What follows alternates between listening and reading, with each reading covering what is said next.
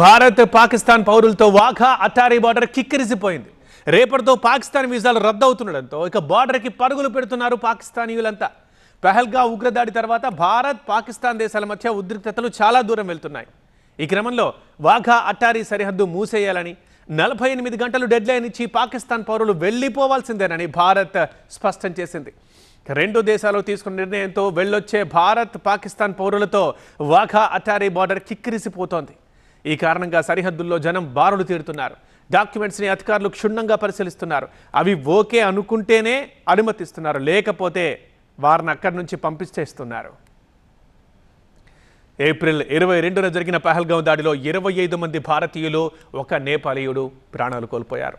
ఈ క్రమంలోనే కేంద్రం వరుస కఠినమైన చర్యలతో రియాక్ట్ అవుతోంది. 1960 సింధు జలాల ఒప్పందాన్ని నిలిపివేయడం, అటారీ వాఘా సరిహద్దు మూసేయడం, ఢిల్లీ నుంచి పాకిస్తాన్ సైనిక దౌత్యవేత్తల్ని బహిష్కరించడం. ఉత్సాహంగా ఉల్లాసంగా చదువు సాగాలి, గొప్ప గొప్ప ఉద్యోగాలు సాధించాలి. Vignan deemed to be university ఇలా అన్ని పాకిస్తాన్ వీసాల్ని రద్దు చేయడము చేస్తోంది.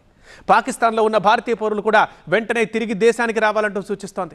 ఈ క్రమంలోనే సరిహద్దుల్లో జనం బారులు తీరుతున్నారు. మరోవైపు పాకిస్తాన్ కూడా భారత్ పౌరులు వెళ్లిపోవాల్సిందేనంటూ హుకుం జారీ చేసింది. ఈ క్రమంలోనే భారత్ పాకిస్తాన్ సంబంధాలు దారుణంగా పతనమవుతున్నాయి.